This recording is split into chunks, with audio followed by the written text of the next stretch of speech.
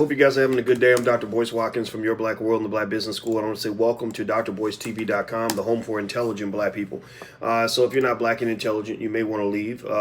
In fact, this is not the place for you, because if you are black and you don't want to be intelligent, then you're going to be frustrated and you're going to get mad about at least probably 30-40% of what we say on this channel.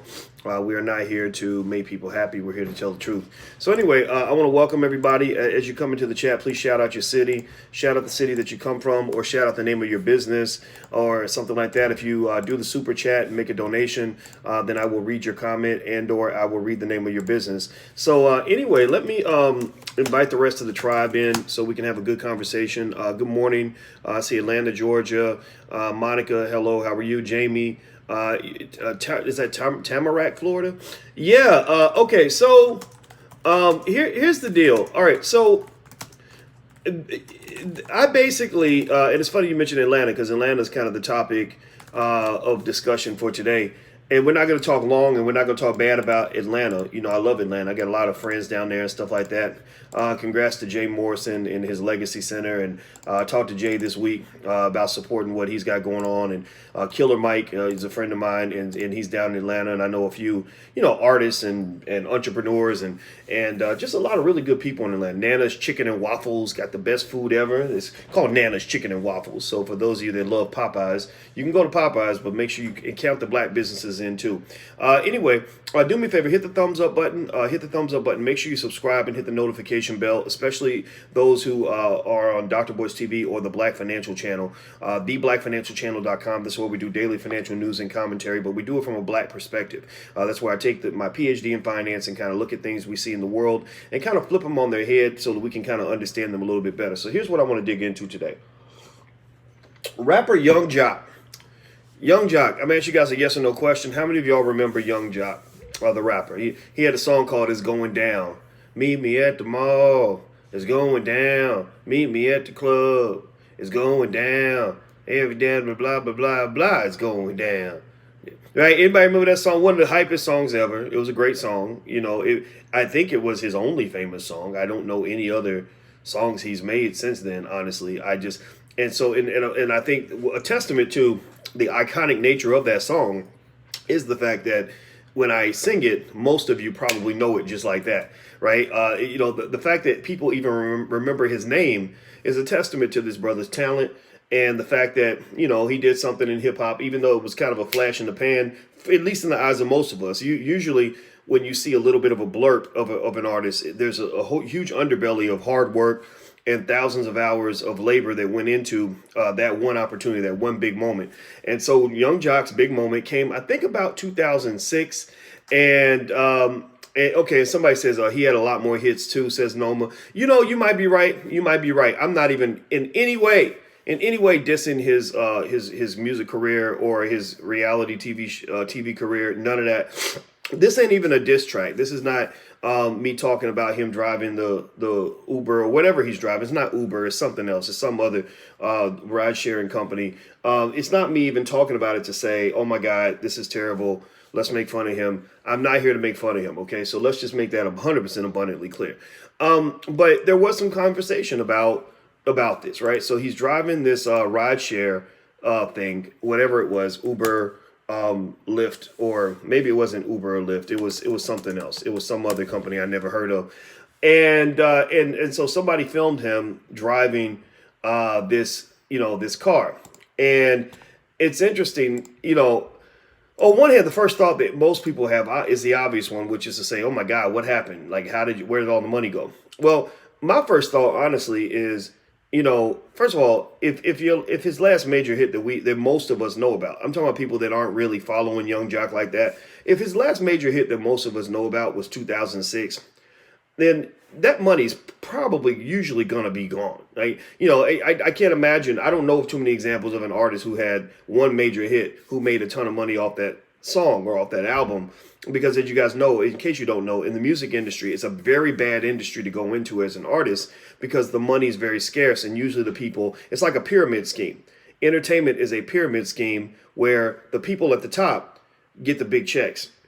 And then the people that have either been in the game a long time or the people who are controlling the industry get the big checks. The people who are new to the game are the ones who take the little checks, hoping one day to get a big check. Right, so you take the little check in the beginning, right? Like your TLC. My cousin T-Boz, who's in TLC, our grandfathers are brothers. Her grandfather's name is Sam. My grandfather's name is Matt. So just in case one of y'all see her in Atlanta and ask her, "Is Dr. Boyce Watkins your cousin?" and she says, "Hell no," just say, "Well, wait, is your grandfather's name Sam?" And if she says yes, then that means that we are cousins, because my grandfather's name is Matt and her grandfather is my grandfather's brother. Now, here's the deal. If you remember the story of TLC, who's also out of Atlanta, Atlanta's got a lot of people that want to be in the entertainment industry. Their story is iconic. They made, one of the greatest albums ever. They're the greatest. They're the greatest group I've seen, or especially the greatest all-female group I've seen. There's one group I've seen that's almost as good as them, that I love as much as them. A group called the Royal Mix. The Royal Mix is out of Philadelphia. Now, these are little girls, but they're extraordinary. They're about 12, 13 years old, and they perform at a really high level. And I told them, I said, you're the best group I've seen since TLC. And they made all this money, world tour, sold out stadiums. Everybody knows your song, but yet you can't, get enough money to buy your parents a house. Everybody knows you around the globe. You're traveling on a world tour, like Tribe Called Quest, and you don't have enough money to pay your car note.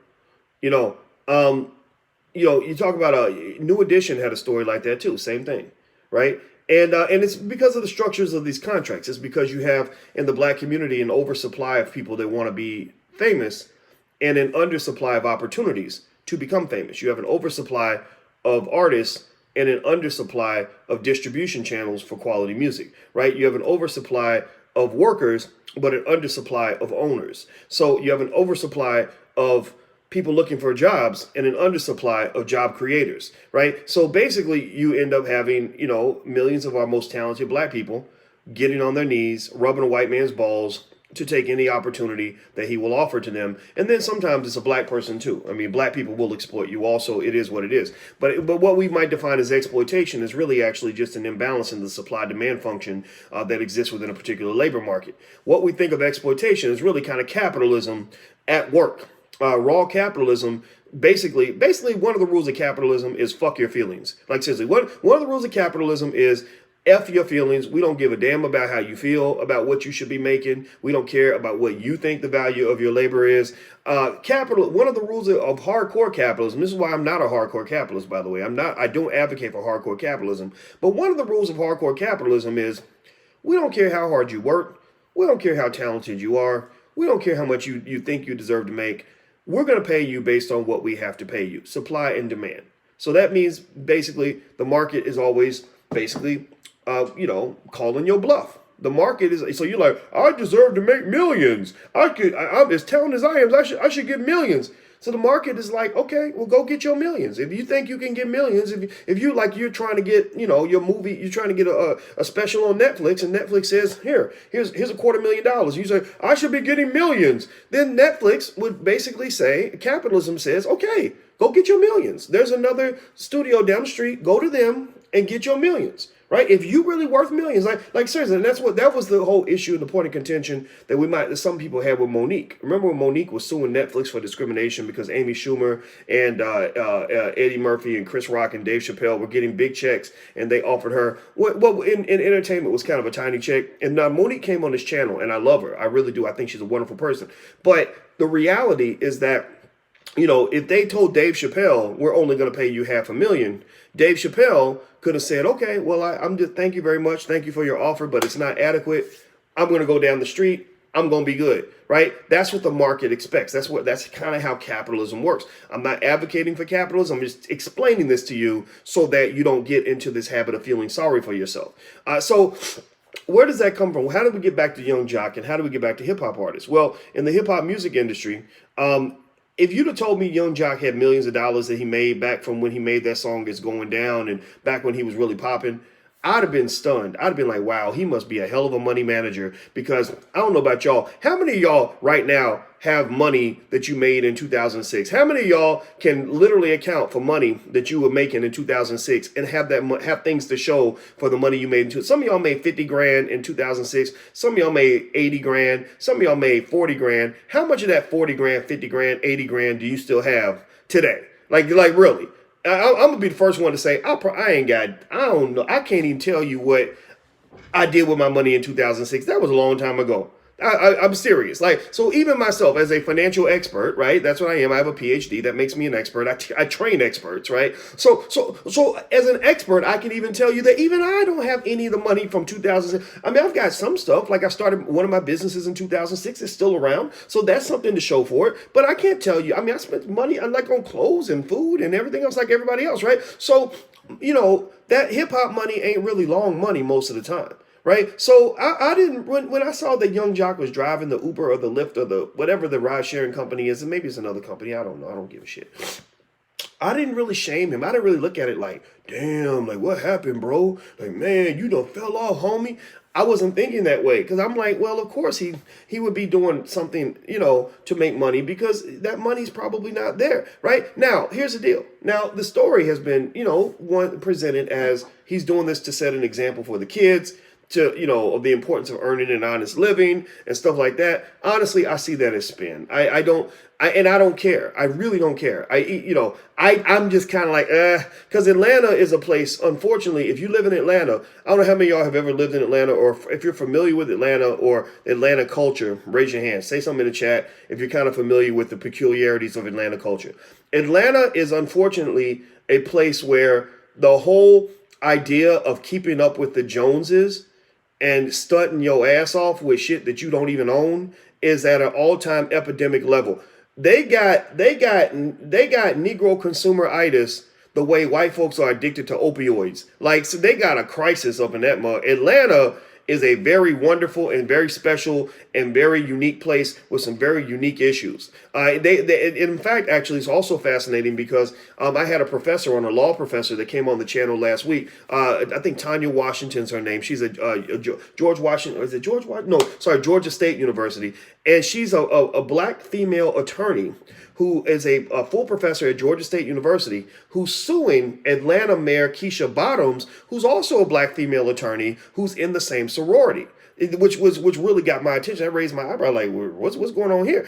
And basically what you're seeing is you have these two women that are, almost identical professionally in terms of their achievements and their profession and their sorority, and also their ethnic background and their gender background, who are at odds with each other right now because one of them is advocating for the wealthy, the other one's advocating for the poor. So what you're seeing is, even within the black community, this idea that black unity, one example of the fact that the idea of black unity is going to be an elusive idea, it's going to be tough to grasp onto, is because in cities like Atlanta, you're seeing a divide. In cities like Baltimore, you're seeing a divide. You're seeing that there's a difference between wealthy black people and poor black people, those who are doing well and those who are who are in the struggle. Atlanta's interesting because everybody pretends like they're doing well.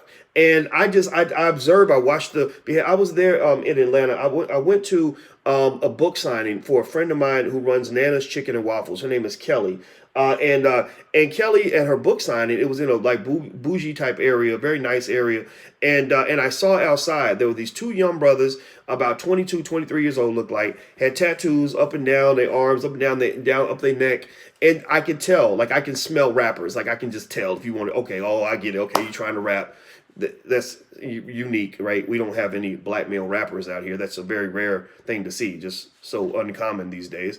And the guys are sitting and they're doing a video, like a little quick guerrilla style video, and they're sitting on the hood of a Lamborghini that looks like something that I would never be able to afford to buy. Like it was like some type of car where they probably rented that shit by the hour, right? To give this impression that they're really flossing, that they really have all this money. Or you have, and so I remember just thinking about this, and I remember thinking about the fact that there is just this weird pressure for young people in Atlanta, in a lot of cities. It ain't just Atlanta. You'll see it in LA, New York, Chicago. I go to all the different cities, and you'll see, but Atlanta is really unique in that the pressure is extremely high for a lot of young people to pretend to be doing well when they're not doing well. In fact, I heard stories of a guy whose father had all this independent wealth, but it was hard working money. He owned some regular businesses like a donut shop and a auto parts dealership. But his father was balling. His father had major cash, and his dad was ready to pass the businesses on to him. And the son didn't want the businesses because he wanted to be a rapper. He literally, the son wanted to be a rapper. He said, Dad, I don't want to take over the family business. I want to go and I want to bust rhymes for a living. And that's how I'm going to make my money. And so it was kind of unfortunate because here's this sad father who is going through what a lot of wealthy families go through, which is the inability to pass your businesses on to your children because your children don't have the same values.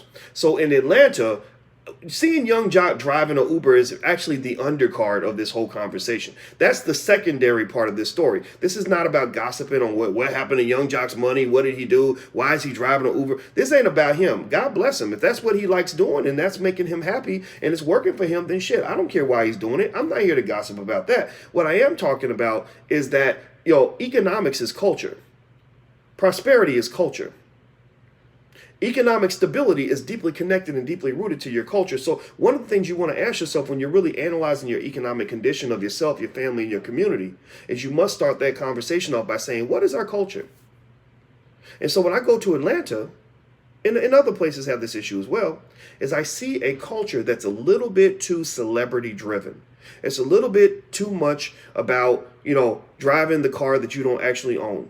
It's a little too much about, fake booty injections so that you can get a body, a Kardashian type body when God gave you a beautiful body as it was, right?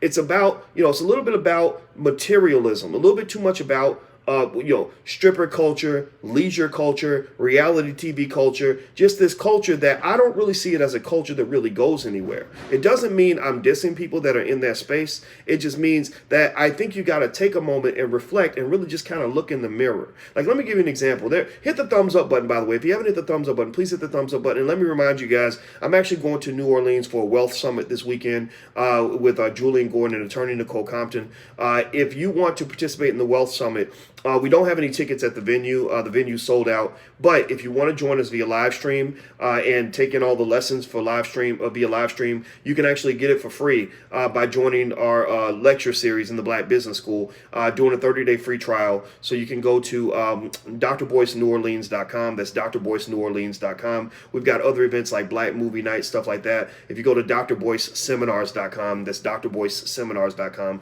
you can see all the events in one place. All right, so here's the deal with all of this with Atlanta and all this other stuff. What I'm really seeing is something where I don't really know exactly where things are going when you have so many millions of young black people that are caught up in the materialism, that care more about being famous than actually being happy and being truly successful as a human being, or maybe care more about getting a record deal than some of the poor kids care about actually knowing how to read, write, do math, and start a business. I don't see that as a rock solid culture. I see a lot of unhealthy choices being made in the reality TV space. I hear Young Joc does some love and hip hop type stuff, and it's crazy. You actually have kids now that grow up dreaming about being on a reality TV show, and what they don't see is they don't see what I see as a father, as a scholar, as an OG, if you want to call it that.